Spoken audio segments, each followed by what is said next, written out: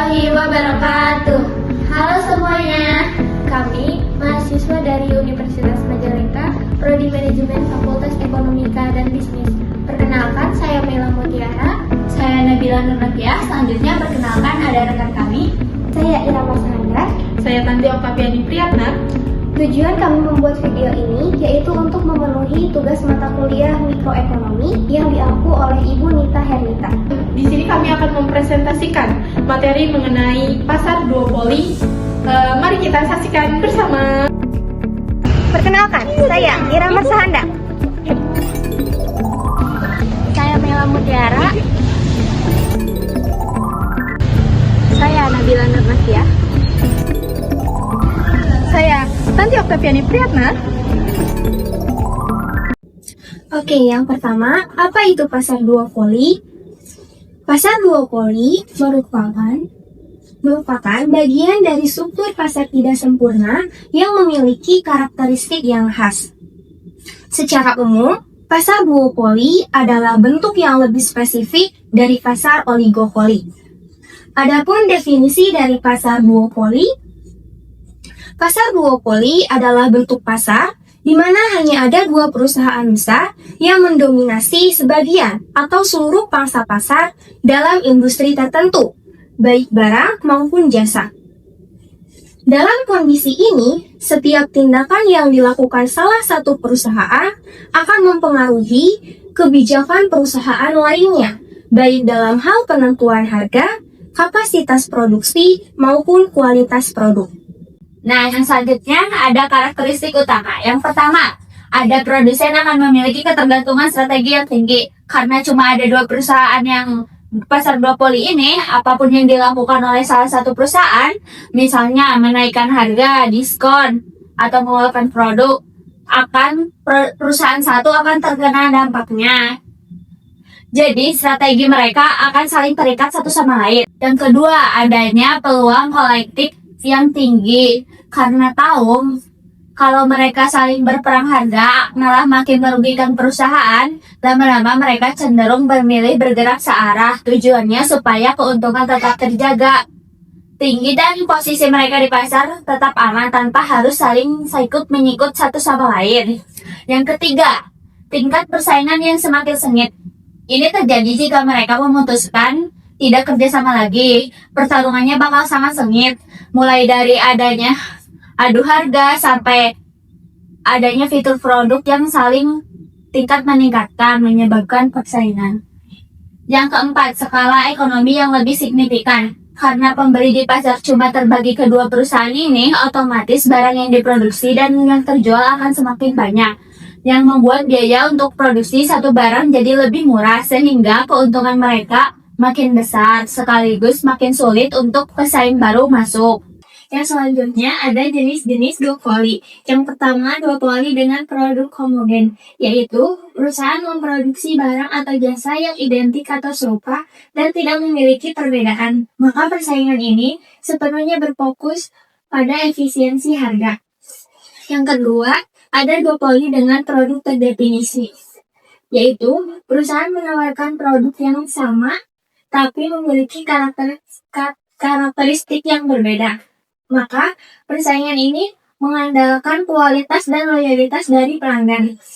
Yang selanjutnya, ada duopoli kooperatif, yaitu kondisi di mana perusahaan melakukan kesepakatan bersama untuk menentukan harga dan jumlah produksi untuk meminimalkan risiko persaingan. Yang selanjutnya ada duopoli non-kooperatif, yaitu kondisi di mana perusahaan mengambil keputusan secara mandiri dan strategis. Mereka saling memantau satu sama lain tanpa adanya koordinasi atau kesepakatan tertentu. Oke, selanjutnya adalah teori pasar duopoli. Yang pertama, model Cournot. Model Cournot dikembangkan oleh Antoine Gaston Cournot pada tahun 1838. Di sini, kedua perusahaan bersaing melalui jumlah produksi, di mana total output pasar adalah Q sama dengan Q1 ditambah Q2. Q yang besar ini adalah total seluruh barang yang ada di pasar, sedangkan Q1 dan Q2 yang kecil itu adalah milik masing-masing perusahaan. Kedua perusahaan membuat keputusan secara bersamaan dengan mengasumsikan output pesaingnya tetap. Dari sini muncul fungsi konsep reaksi, yaitu cara perusahaan menentukan produksinya berdasarkan perkiraan lawan. Artinya, keputusan satu perusahaan sangat bergantung pada keputusan perusahaan lainnya. Keseimbangan terjadi pada titik Nash equilibrium, yaitu saat fungsi reaksi keduanya berpotongan dan mereka tidak ingin lagi mengubah jumlah produksi. Yang kedua, model Bertrand. Model Bertrand dikembangkan oleh Joseph Bertrand pada tahun 1883. Berbeda dengan Carnot, model ini menekankan pada persaingan harga karena diasumsikan konsumen akan selalu memilih harga yang paling rendah. Hal ini terjadi karena produk yang dijual itu sama persis atau homogen. Jika satu perusahaan menurunkan harga sedikit saja, mereka akan menguasai seluruh pasar. Persaingan ini mendorong harga turun hingga mencapai V sama dengan MC sebagai titik keseimbangannya, di mana P itu adalah price, harga, dan MC itu margin cost atau biaya tambahan. Kondisi ini disebut paradoks Bertrand, yaitu meskipun hanya berdua, keuntungan ekonominya menjadi nol, seperti pasar persaingan sempurna. Yang ketiga, model Stackelberg. Model Stackelberg dikembangkan oleh Heinrich von Stackelberg pada tahun 1934. Model ini menggambarkan adanya perbedaan peran antara perusahaan leader dan follower. Leader menentukan produksinya terlebih dahulu, baru kemudian follower menyesuaikan keputusannya. Hal ini memberikan first mover advantage bagi leader untuk mengantisipasi reaksi pesaing, sehingga ia bisa mengunci porsi pasar yang lebih besar. Keseimbangan terjadi saat leader memaksimalkan profit dengan memperhitungkan fungsi reaksi follower, sehingga outputnya adalah key leader lebih besar dari key follower. Memasuki pembahasan kelima ini, kita akan mengulas mengenai dilema kerjasama. Dalam pasar duopoli, keputusan strategis setiap perusahaan memiliki keterkaitan yang sangat kuat antara satu sama lain. Kondisi ini menciptakan dilema antara ingin bekerja sama atau malah bersaing secara agresif. Ada dua fenomena utama yang sering terjadi. Yang pertama, ada dilema tahanan atau operational dilema dalam penentuan harga. Cara teoritis, jika kedua perusahaan menetapkan harga secara kolektif, mereka akan memperoleh keuntungan yang sangat besar. Namun tantangan terbesarnya adalah ketidakadaan rasa percaya antara satu sama lain.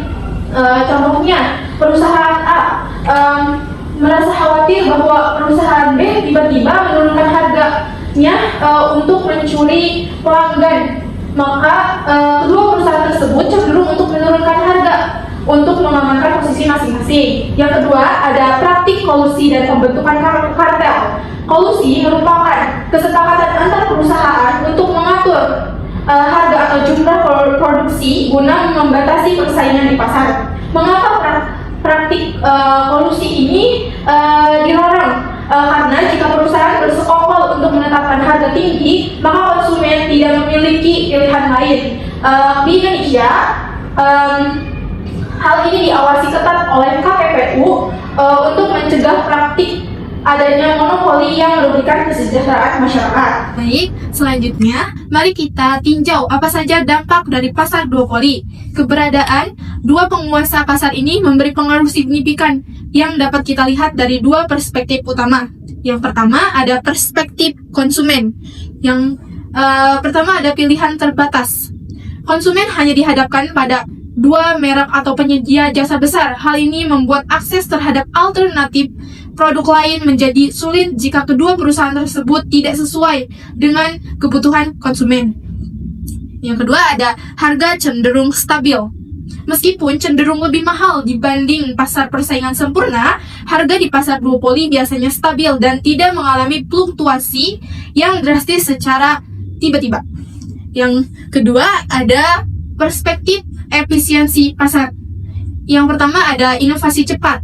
Karena persaingan satu lawan satu sangat ketat, setiap perusahaan akan berlomba-lomba menghadirkan fitur yang paling mutakhir agar tidak ditinggalkan oleh pelanggan. Kita bisa melihat ini pada persaingan fitur aplikasi transportasi online. Yang kedua ada kurang efisiensi dari sisi ekonomi. Dari sisi ekonomi mikro, pasar ini dianggap kurang efisien karena perusahaan memiliki kuasa besar dalam menentukan harga, sehingga terkadang harga jual jauh melampaui biaya asli produknya. Selanjutnya ada kelebihan dan kekurangan pasar duopoli. Yang pertama, fokus pada kualitas, karena perusahaan besar mempunyai dana yang sangat banyak untuk melakukan penelitian dan pengembangan produk. Oleh karena itu, pastinya produk yang dihasilkan biasanya sudah melalui tahapan yang matang. Jadi kualitasnya pasti lebih terjamin dan bagus. Yang kedua, gampang memilih. Konsumen jadi akan lebih gampang memilih karena cuma ada 2 perusahaan besar daripada mementingkan puluhan merek yang ada di pasaran. Cuma ada 2 merek di pasaran saja. Perbedaannya biasanya sudah jelas, jadi lebih cepat dan simpel. Produk efisien, karena perusahaan memproduksi barang dalam jumlah yang sangat banyak atau skala besar, biaya untuk memproduksi suatu barang jadi bisa dikenakan serendah mungkin. Efisiensi ini bisa jadi keuntungan baik bagi perusahaan maupun konsumen lewat harga yang lebih bersaing. Yang selanjutnya ada kekurangan. Harga sulit turun karena persaingannya cuma ada sedikit, biasanya hanya 1 atau 2 pemain utama, jadi mereka tidak perlu bersaing harga. Akibatnya harga seringkali ditetapkan tinggi dan sulit turun, kecuali mereka sedang berperang harga atau sedang potong harga satu sama lain.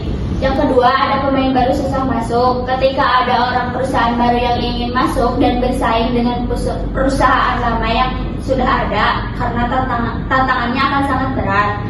Karena yang sudah ada sudah lebih dulu. Jadi perusahaan baru yang ingin bersaing peluangnya sangatlah kecil. Yang ketiga, risiko saling sikut atau saling menjatuhkan. Jika terjadi perang harga yang sangat ekstrim, perusahaan akan mengalami kerugian dan pelayanan kepada konsumen malah jadi menurun, sehingga konsumen tidak melaksanakan kepuasan dan tidak maksimal. Yang selanjutnya ada contoh pasar duopoli. Yang pertama yaitu mie instan. Indofood dan Wingfood menguasai lebih dari 90% pasar karena kedua perusahaan ini memiliki jaringan distribusi yang luas. Yang kedua yaitu microchip. Instan menguasai sekitar 66,7% dan AMD sekitar 33,2% tahun 2015 sampai tahun 2020. Ini mendominasi karena hambatan modal dan riset teknologi yang tinggi. Yang ketiga yaitu jasa pembayaran. Visa menguasai 60% dan Mastercard menguasai 30%. Ini menguasai pasar karena memiliki infrastruktur transaksi global yang sudah mapan. Yang selanjutnya yaitu minuman soda. PepsiCo menguasai 30,8% dan Coca-Cola Company menguasai 42,7%. Ini mendominasi melalui kekuatan branding dan loyalitas konsumen yang kuat. Demikian materi yang dapat kami sampaikan. Semoga pembahasan ini dapat menambah pemahaman dan wawasan bagi kita semua mengenai pasar duopoli. Kami menyadari masih terdapat banyak kekurangan, oleh karena itu kami terbuka atas saran dan masukan. Terima kasih atas perhatiannya teman-teman. Wassalamualaikum Waalaikumsalam warahmatullahi wabarakatuh.